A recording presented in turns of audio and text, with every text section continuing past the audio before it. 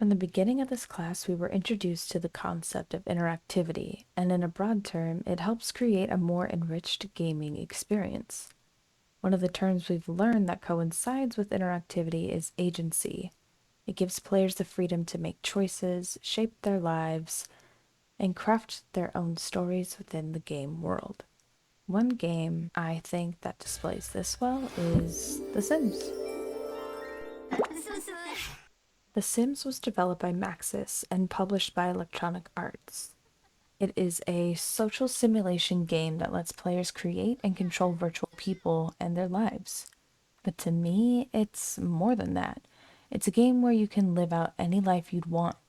It provides a sandbox style environment where the player can freely explore, experiment, and express themselves. You can get emotionally connected to your Sims. Imagine having a family and watching all the kids grow when they have their own kids. As time goes on, your sim can reach their end, which impacts everyone that knows that sim, or even you, the user.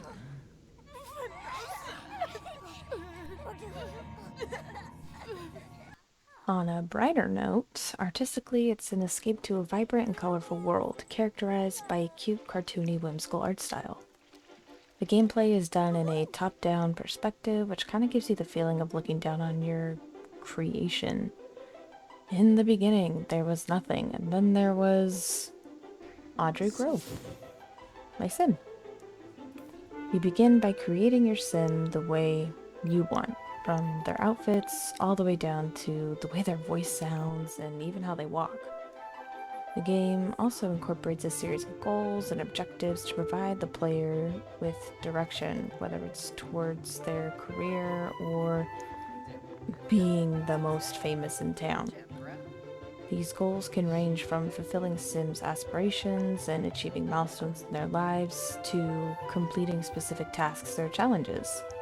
I think my favorite part of this is when you do an activity with someone, like cooking, and your sim has a memory of it written down in their diary, and they can look at that moment and be all smitten about it. Okay, a little backstory. My mother was the one who got me into the series. I've been playing this ever since I was able to go into the computer room. Hopefully that gives you an idea of how long I've been playing. I was probably around 5, a little too young now that I think about it, but I chose this game because it's nostalgic for me. It has changed a lot over the years, but this assignment had me thinking, what is it that keeps bringing me back? It must be something exciting if I've been playing it since the early 2000s. I think what it came down to was the opportunity to always experience something new.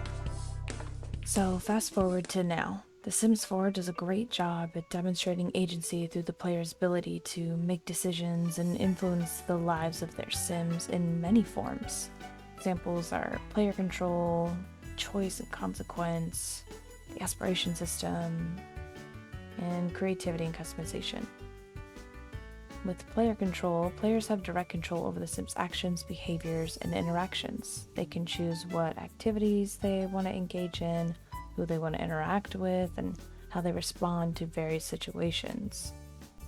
One thing that I appreciate is the custom content, also known as CC, or mods that users can create themselves. They are very artistic, which gives us another form of agency. You can literally create items, outfits, buildings that replicate ones in real life, and more. But it doesn't stop there. You can create new actions, reactions, and emotions that aren't in the base game.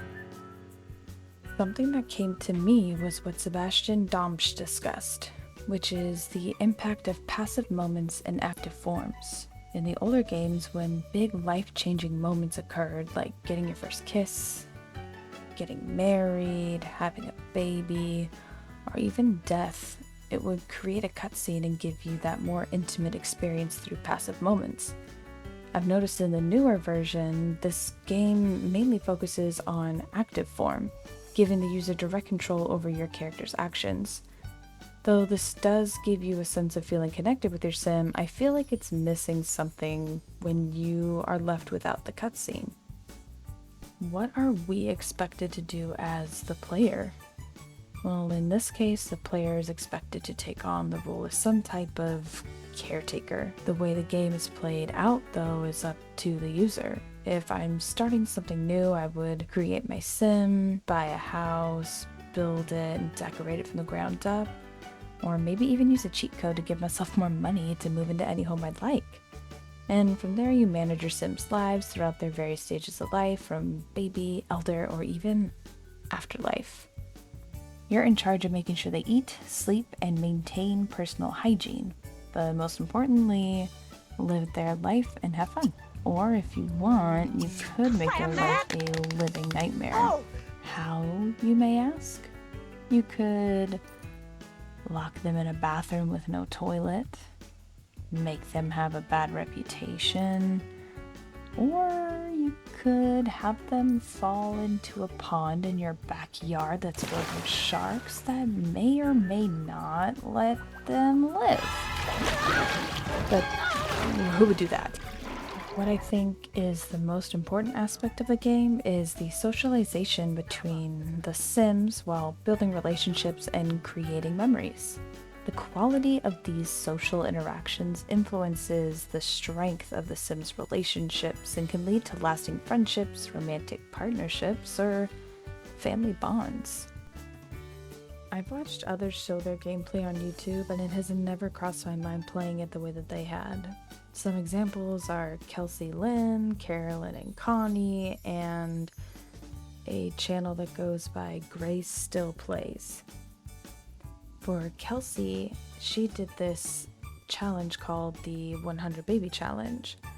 It consisted of her sim having 100 babies with 100 different partners. For Karen and Connie, they do challenges where they build homes and have to fit certain criteria.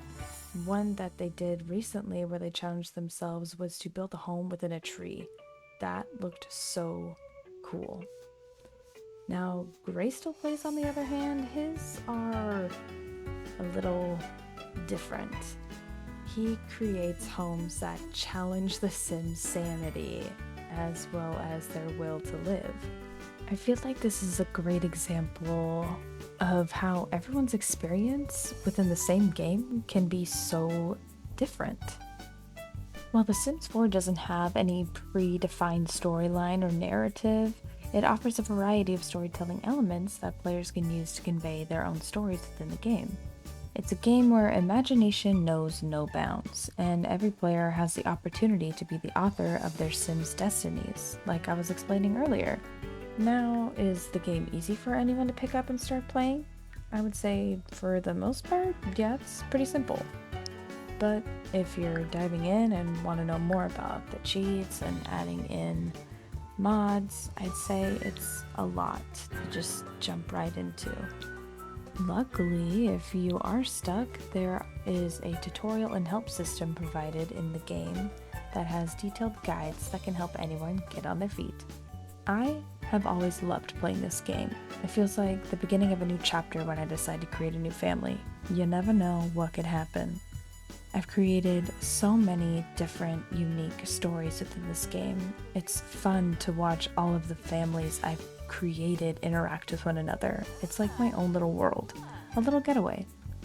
One thing though that does get in the way every few months or so is I do begin to become a bit bored. Everything starts to feel a little repetitive. There is no doubt though that if I take a break, I always come back. Remember, the only limitation to this game is your mind.